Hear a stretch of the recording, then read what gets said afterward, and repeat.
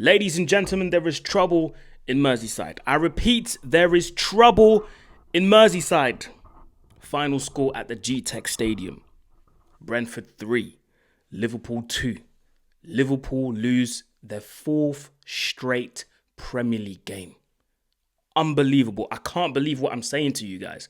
Liverpool lose their fourth consecutive Premier League game. Actually, I've got another stat for you to make matters worse for Liverpool fans. We are now after the 9th match day, and Liverpool have already conceded 14 goals. You want to know how many goals Liverpool conceded last season after match day 9? 5.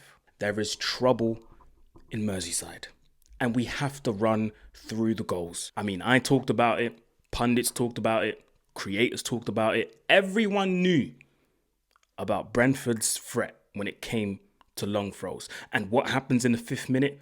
Long throw from Brentford. Coyote throws one in.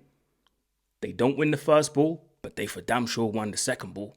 Ouattara's there to make it 1-0. And this game really and truly was played like a National League South or North game, because Brentford really and truly pounced on the counter-attacks, and they pounced on winning the first ball, and if not winning the first ball, trying to win the second or the third. That's how they won this game. Very basic stuff. Second goal, very similar. Damsgaard adjusts himself a little bit, tries to sort his feet out, plays a wonderful ball to Kevin Schade. He's through on goal. It was very similar to the ball that Henderson played to Thiago against Manchester United. And you can tell, this is the stuff that they work on. Very simple stuff.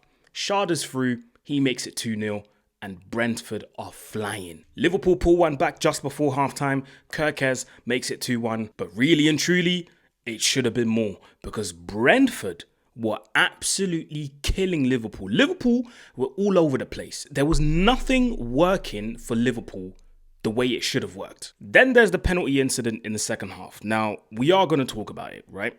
Cool. Do I think it's a penalty? I don't think so. I think the foul that was not given on Gakpo looked more of a penalty than Van Dijk's foul on Thiago. Does he hit his leg? Yes, but it's a very soft one. I think you can give it, but you don't have to give it. But either way, Thiago slots it away, makes it 3-1. Liverpool then pull it back through Salah, and I have to say, the touch and the finish was absolutely sublime. Love the finish. But in the end, it was too little, too late. Now, we have to get into the nitty-gritty of everything. Liverpool look all over the place. There's panic, there's uncertainty, there's something in the air, and I can't quite put my finger on it. It looks like they don't know what to do. It looks like they're lost. I think it's a mixture of both. I think it's a mixture of the players being completely lost and some of them being completely, not even off form, but just not good.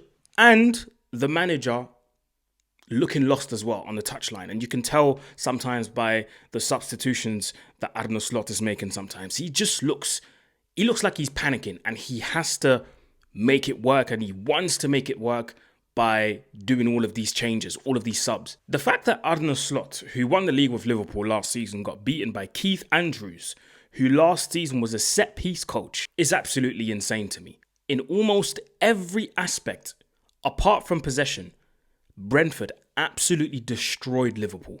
There were times in the second half where, even in the first half, Liverpool just literally could not get out of their own half. They couldn't, because Brentford would press them high. They would win the ball high up to try and win it back and try and go on counters and try and create chances for themselves. Really and truly, Brentford should have scored 4, 5 even.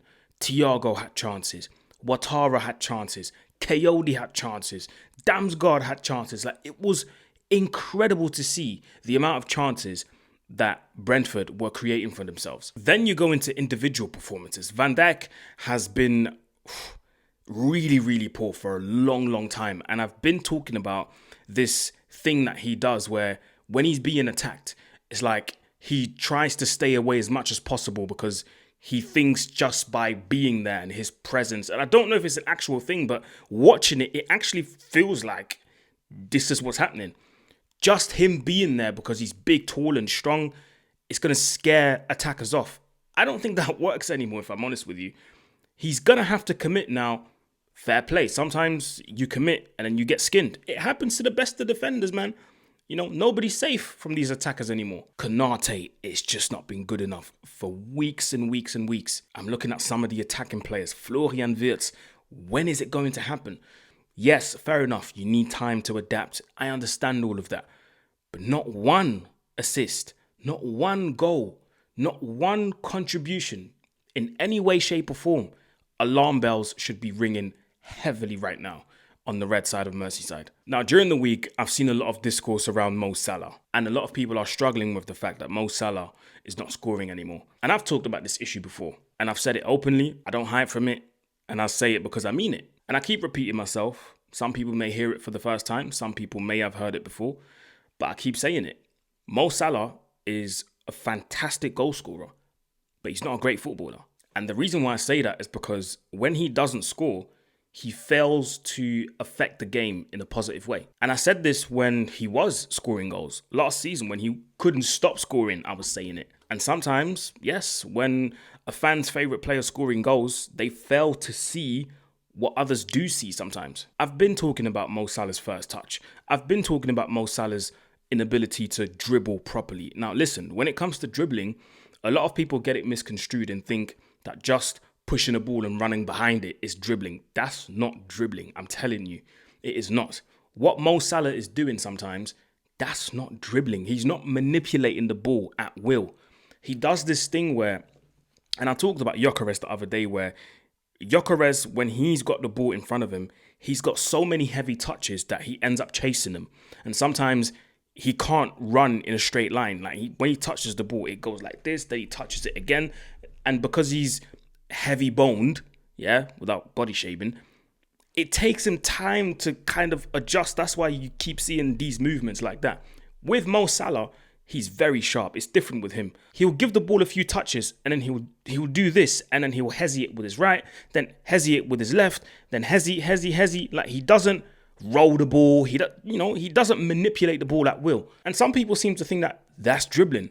To me, it's not. And like I said, to me, some of his fundamentals are quite off. For example, the chance that he had last week against Man United where he just lashed at it in terms of either squaring it to one of his teammates or just hitting it with his right foot. Ironically, he done that today and he scored. So it's not a thing of Mo Salah's off form and he doesn't have confidence. He's got bags of confidence. It's just that he fails to affect the game when he's not scoring. And that is a very, very big red flag to me. If as a forward, you can't affect the game other than scoring or assisting, that's a huge red flag to me, because essentially you're telling your teammates that when you don't score or don't assist, you're not useful to any of your teammates. And that's very dangerous. So where do Liverpool go from here? I couldn't tell you, people, because they've got Aston Villa next in the Premier League. Then they've got Real Madrid coming to Anfield.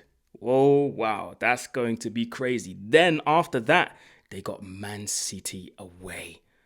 Lord knows what's going to happen. Liverpool fans, I'm feeling for you guys because it's going to be a tough time. It's going to be a very, very tough time. Lose these 3 games, it could be very, very peak. But listen, let me know what you think in the comment section below, guys. Like, share, comment, subscribe, all of that good stuff. And I shall see you very soon. It's road to 20k closing in on 19 people.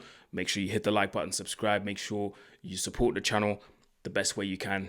And yeah, I shall see you very soon, people. Peace.